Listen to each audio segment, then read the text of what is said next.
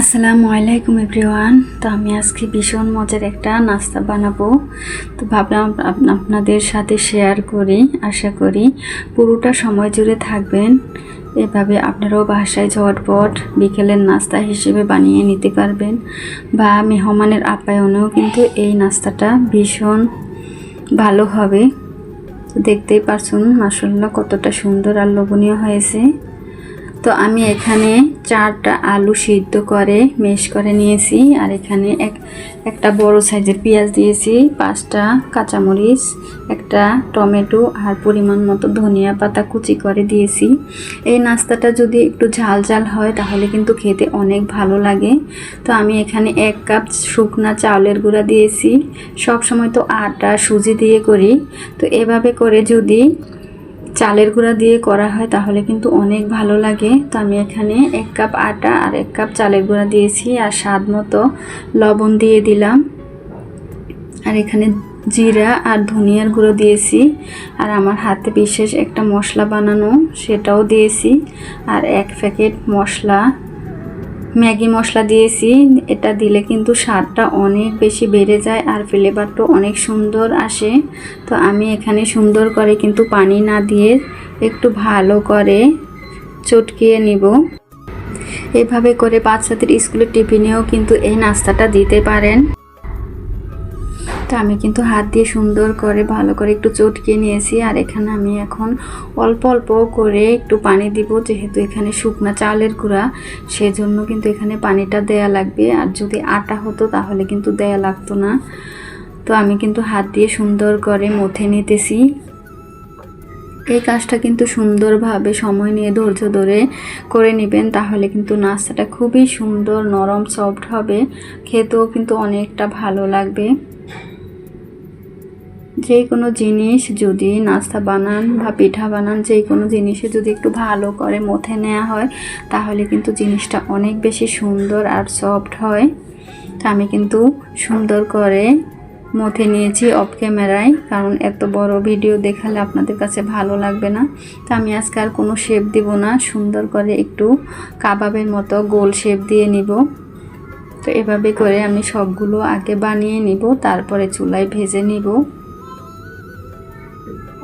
আপনারা যারা এখনও আমার ভিডিওটা দেখতেছেন প্লিজ একটা লাইক দিয়ে আমার ভিডিওটা কন্টিনিউ করবেন। তো আমি কিন্তু সুন্দর করে সবগুলো একই সাইজের করে বানিয়ে নিব, কারণ একটা ছোট একটা বড় হলে কিন্তু দেখতে ভালো লাগবে না। তো সবগুলো কিন্তু একই সাইজ করে পাতলা করব না, বেশি আবার ভারীও করব না, সুন্দর করে বানিয়ে নিতেছি। আমি প্রথমে কিন্তু একটা অন্য মডেল করতে চেয়েছিলাম, তো পরে ভাবলাম যে না, সবগুলো একই রকম করি।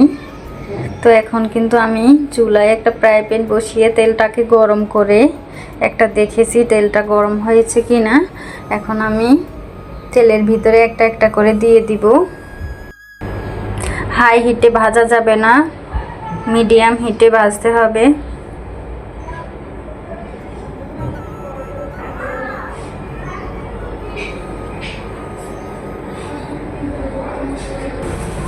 তো আমি কিন্তু এখন সুন্দর করে বেশি হাই হিটেও দিব না, আবার লো হিটেও দিব না, মিডিয়াম হিটে কিন্তু সুন্দর করে ভেজে নিতে হবে।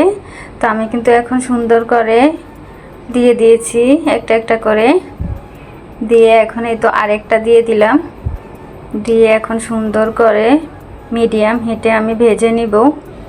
এই নাস্তাটা থাকলে বিকালটাই কিন্তু জমে যাবে, এতটা মজা হয়। আশা করি আপনারা আমার এই টিপসগুলো ফলো করে বাসায় একবার হলো ট্রাই করবেন।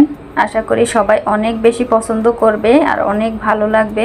তো আমি কিন্তু এখন একটু একটা একটা করে সবগুলো উল্টে দিতেছি।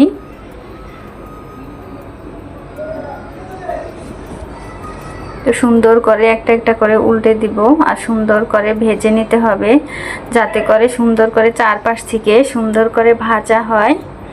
সেজন্য কিন্তু সুন্দর করে বারবার নেড়ে চেড়ে দিতে হবে।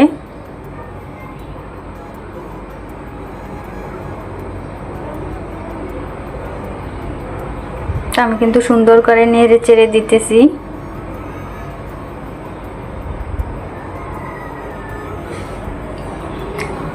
আজকে আজকে আমার এই রেসিপিটা কেমন হয়েছে, বিকেলের নাস্তাটা, কমেন্ট বক্সে আপনারা অবশ্যই জানাবেন। আপনাদের একটা কমেন্ট পেলে কিন্তু আমাদের ভিডিও করার উৎসাহটা আরও বেড়ে যায়। তো আলহামদুলিল্লাহ, অনেক আপুরা আমার সাথে থাকেন, অনেক সুন্দর সুন্দর কমেন্ট করেন, তো শুনে কিন্তু অনেক ভালো লাগে। আমি কিন্তু আবার একটু নেড়ে চেড়ে উল্টে দিতেছি যাতে করে সুন্দর করে ভাজা হয়। আর এই নাস্তাটা যদি একটু ব্রাউন কালার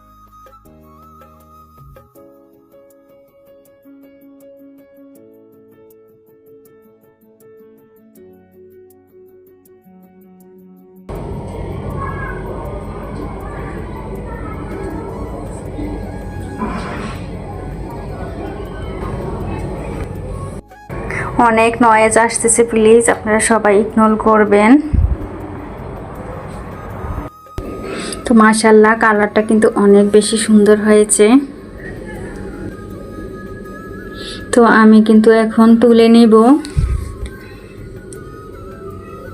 তো সুন্দর করে ভালো করে তেলটা কিন্তু অবশ্যই সেকে নিতে হবে, তাহলে কিন্তু আমাদের গ্যাসের প্রবলেমটা কম হবে। কারণ এমনি তো তৈলাক্ত খাবারগুলো স্বাস্থ্যের জন্য অনেক ক্ষতিকর, তারপরে আমরা খাই, মুখে স্বাদ লাগে সেজন্য। তো আমি কিন্তু আর বাকি যেগুলো ছিল সেগুলো অফ ক্যামেরায় দিয়েছিলাম, দিয়ে এখন কিন্তু এক পিঠ ভালো করে একটু কালার হয়ে এসেছে। তো এখন কিন্তু আবার অন্য পিঠটা একটু উল্টে দিতেছি যাতে করে সুন্দর করে ভাজা হয়।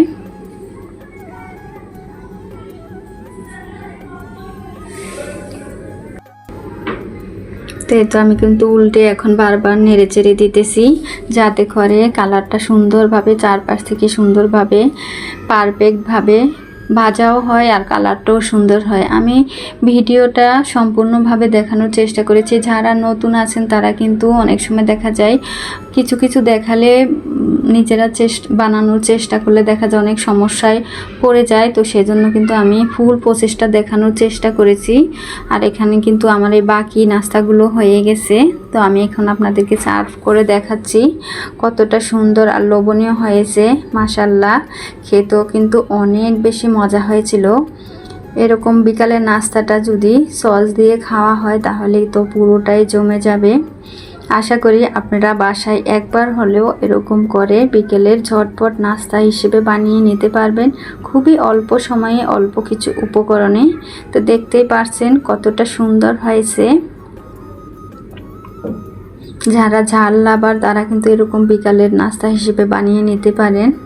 গরম গরম খেতে কিন্তু একেবারে দুর্দান্ত হয়, স্বাদে গন্ধে কিন্তু একেবারে অতুলনীয়।